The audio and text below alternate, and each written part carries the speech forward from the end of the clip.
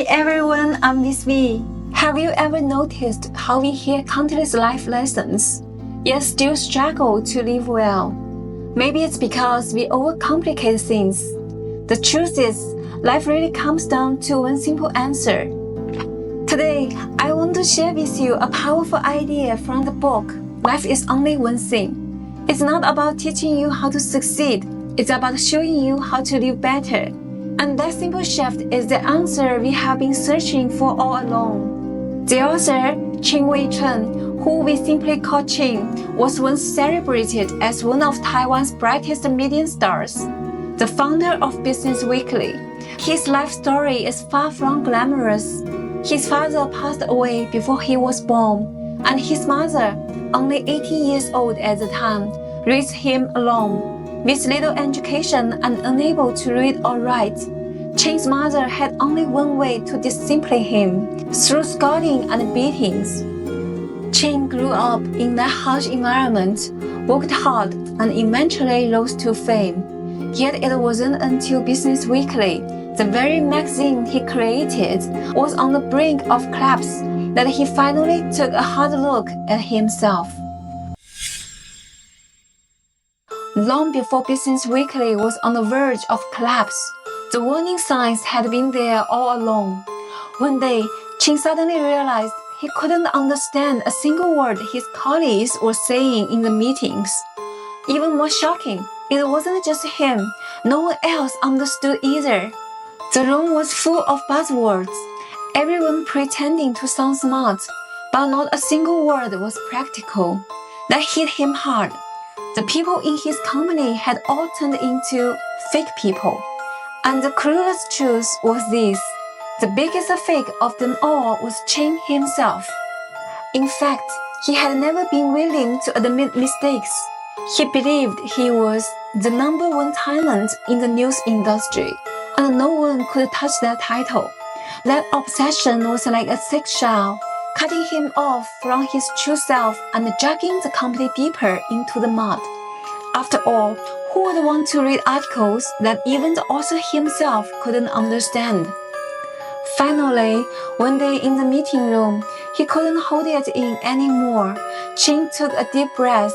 His voice trembled, but he forced himself to say, "I'm sorry, all these years I've been faking it, and I've led everyone astray. If you want to leave, just go ahead." The moment those words fell, the room went silent.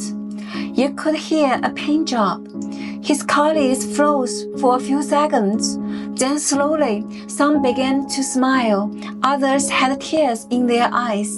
In that instant, everyone dropped their masks and started speaking like real people. And from that sincerity, Business Weekly miraculously came back to life, turning around from losses of 100 million new Taiwan dollars to becoming the most popular business magazine in Taiwan. From that day on, Chen understood something profound. Relationships are what truly matters. Whether things get done or not depends not on methods, but on whether people want to be around you and whether they want to be like you. If people genuinely want to be around you and they want to be like you, they will handle things without being told. But if they don't, then no matter how many strategies you try, no matter how many effort you pour in, you will just be spinning your wheels. It's the same in families. Children grow up in their own way. Some call it hidden knowledge. The same father who drinks and beats his kids may raise one kid who becomes a government official and another who becomes a criminal. Why? Because every child is born with unique nature, just like cats. Each one has its own temperament, personality, and level of understanding. Then, as they grow, another factor comes in, whether they want to be close to their parents and whether they want to become like them. That choice makes all the difference. The kid who later became a government official grew up watching his father beating people and thought to himself, "This is terrifying. When I grow up, I will never be like him."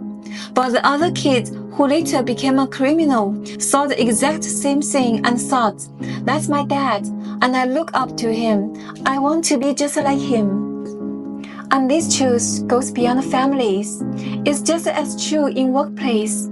If your team truly wants to be around you, wants to be like you, then you don't need to spend all your energy managing them. But if they don't, then everything becomes complicated. Lots of effort, little results. So in the end, life really comes down to one thing: working on yourself, shaping yourself into someone others want to be around, someone they want to become like. Do that, and you will be like a magnet, drawing in people who support you and follow you. But where shall this work on yourself begin? You have probably heard the saying, spend your time on what's important, not just on what's urgent. And what's the most important thing in life? It's the thing we do most often. In a lifetime, we sleep about 30,000 times, eat 100,000 times, breathe 600 million times. But the thing we do most is think. Each of us generates billions upon billions of thoughts in a lifetime. That's why spiritual masters often say, eat well, sleep well, walk well, breathe well. But the most important thing is to manage your thoughts well, because those thoughts shape your health, trigger your emotions, define your relationships, determine your career, and ultimately set the direction and meaning of your life. The key to working on yourself is managing your thoughts.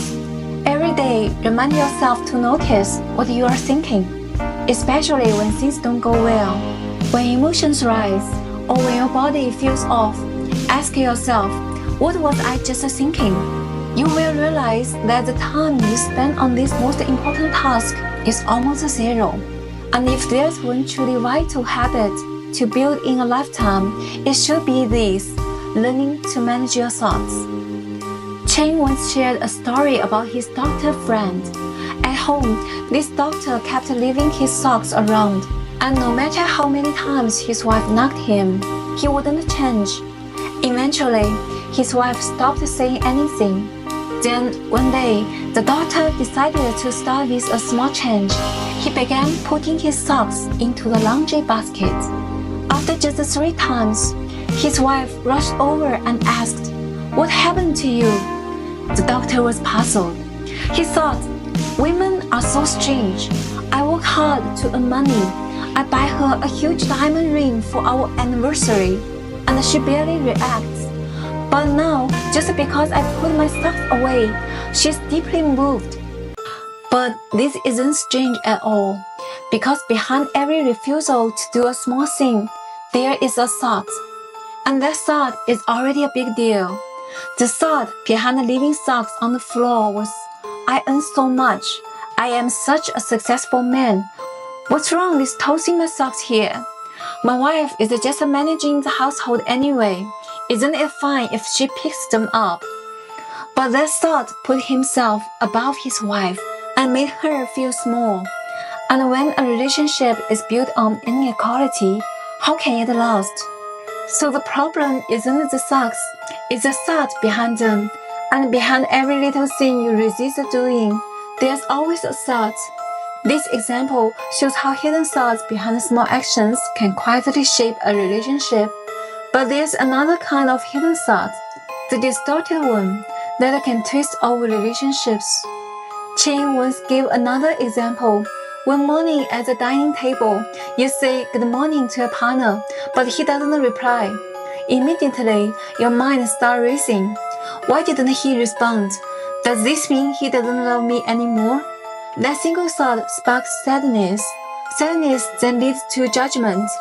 And soon you begin imagining a partner as someone who isn't truly himself. In that moment, the connection between you breaks. Then you get trapped inside your own thoughts, slowly turning discouraged, distant, even resentful. These emotions can drive destructive behavior, and before long, you are caught in a downward spiral. This is what philosophers mean when they say hell is other people. Because when you start seeing someone only through your own distorted thoughts, You've already fallen into your own hell, and if both partners do this, the relationship itself falls into hell. But here's the truth. Those thoughts are never the whole reality. So where does all of this really begin? It begins the moment you start overthinking. When someone starts spinning thoughts, comparisons and calculations follow. Everyone pulls out their own ruler, their own ledger. From then on, balance is impossible, and the chain of cause and effect is set in motion. When a person gets trapped in their own mental patterns, thoughts, emotions, behaviors, they become bound by karma. And when two people's karma entangles, they fall into shared karma. Unless someone lets go of their clinging, the connection cannot be rebuilt, and there's no chance to escape the hell together. Marriage is the greatest practice of all, because in marriage, it's the easiest to overthink, easiest to get entangled, easiest to fall into shared karma.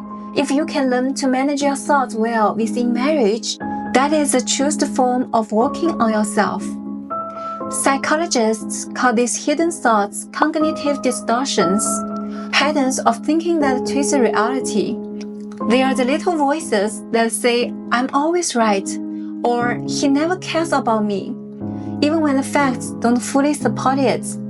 These distortions are subtle but powerful, and over time they can quietly erode trust and damage relationships. And this isn't just psychology. Even the Buddha pointed to the same truth. In the Avatamsaka Sutra, the Buddha had this realization upon fully awakening under the Bodhi tree. All beings possess the wisdom and virtues of a Buddha, yet because of the diluted thoughts and clinging, they cannot realize this. In other words, your hidden thoughts are illusions, and your clinging blinds you. The more you hold on, the less clear you can see. That chain often sighed. People are sometimes worse than mice. Look at the little white mouse in a maze. When it hits a wall once, it immediately turns around. If the right path doesn't work, next time it tries the left. But people don't do that. When they hit a wall, they complain the wall shouldn't be there, or they insist on tearing it down, and they barely think of simply turning another way. That's a human problem, clinging too deeply, so deeply that we cannot see what's happening right in front of us. We only believe the stories in our own heads. So we should learn from the mouse, let go and turn right away. The Buddha once said that all beings live in delusion. A great master also put it in this way. In life, there are only three kinds of business: your own business, other people's business, and destiny's business. Living upside down means you take other people's business and destiny's business way too seriously, while neglecting your own business. Chen gave an example. These days, so many people rush into blind dates. But the real key isn't how many people you meet, it's how much you have worked on yourself. If you have worked on yourself so that others feel comfortable around you, love will come naturally. The irony is, many people long to find someone who truly loves them, yet they don't even love themselves. And isn't that the greatest delusion of all? The biggest lesson in life is learning to love yourself, yet most people don't. The clearest example is those who are always angry. Anger is one of the most damaging emotions for your body, but they let themselves sink into it, unable to pull out. That's not loving yourself at all. The same goes for constant complaining, jealousy, arrogance. These are all signs not loving yourself. Chen had a simple rule. Whenever you face something, ask yourself, does this action make me like myself more? If yes, you did the right thing. If not, you did it wrong. By constantly checking and correcting yourself this way, you gradually learn to love yourself. There's no other shortcut. Of course, someone will ask, why do I have to change? Why not others? Chen said, if you ask that, you have already miscalculated. You don't understand the true meaning of life. We come into this world empty-handed, and we leave this world empty-handed. You can't take anything with you except a better version of yourself. You can't refuse to live well just because someone else doesn't. He once shared a personal story. His oldest daughter was outstanding, but she didn't care much about her younger sister. His wife often complained about this, and Chen tried to persuade his oldest. If you don't show kindness to your sister, you won't show kindness to others in the future. Then what good are you? But it barely worked. One day, he suddenly realized the problem might not be his daughter or his wife at all. Every day when he came home, he went straight to play with the younger daughter. Imagine how that looked every day. To his wife, it seemed her husband doesn't love her. To his oldest daughter, it seemed her father was playing favorites with the younger one. So the real issue wasn't that the sister lacked care or that the wife kept complaining. It was that the husband didn't love his wife enough, and the father seemed biased. So he changed. From then on, when he came home, he first talked with his wife, checked how she was doing. Then he spent time with his eldest daughter, giving her attention. Only after that did he play with the younger daughter. Once he did this, his wife stopped complaining. Even though the oldest daughter still didn't show much care for her sister, the tension disappeared. That's when Qing realized life's lessons are never straightforward.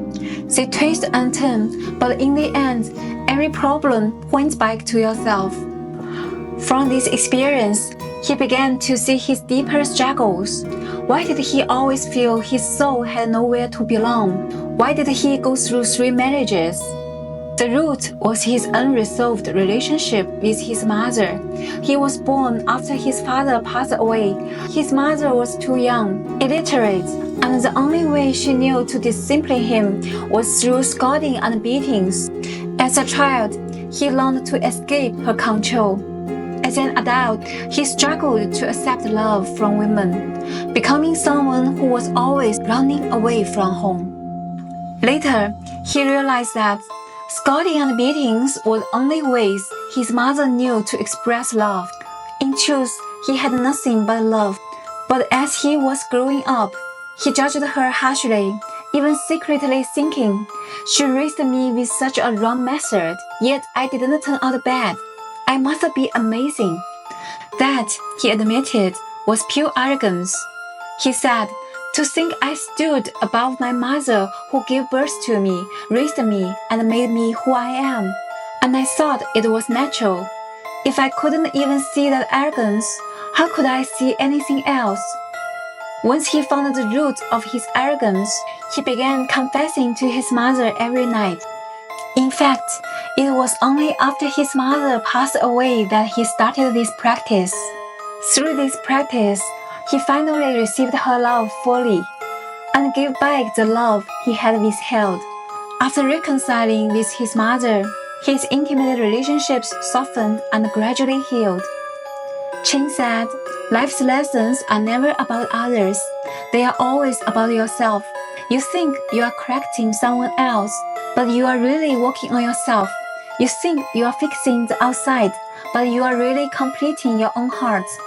And when you stop living upside down, relationships ease, problems untangle, and true working on yourself leads you to awakening." What does it mean to awaken? It's when your heart suddenly expands, your vision suddenly lifts. A person who's awakened can think thoughts they never thought before, see things they never saw before, say words they never said before, do things they never did before, and finally live a life they never lived before. And the way to awaken actually starts with small things in daily life. For example, learning to really listen. Have you ever noticed when someone's talking, you are already impatient inside? You just want them to hurry up and get to the point, maybe even cut them off. Qing said, if you can't listen, it's because you are living only with your head, not with your heart. People who didn't listen only have themselves in mind, not others, and that makes life exhausting. Another example, remembering names. Many people can't remember names. Behind this little flaw is the fact that you treat others like passing strangers. And when you treat others like strangers, you end up living like a stranger yourself. In the end, you start to dislike that cold version of yourself. The point isn't just remembering names, it's the intention behind it. If you treat others like family, you are at home. If you treat them like strangers, you are a passerby. And if everyone is just a passerby to you, then your whole life is spent away from home, never finding belonging. Another practice is learning not to keep score. Do you keep a little mental ledger? Every time someone makes a mistake, you jot it down in your mind. And when they repeat it, you think, that's it, our connection is over. Then you cut them out of your life.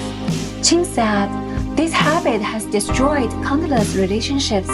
The biggest victim of keeping score is yourself. A person who always keeps score stays distant from others, misses out on human connections, and misses their own license. In the end, they live trapped inside their own limits. Of course, these are not the only practices. Life is full of small exercises, learning gratitude, learning to say sorry, practicing humility, practicing acceptance. They may look small, but they are the keys to slowly awakening. So, did Chin's story touch you? Share your thoughts in the comments.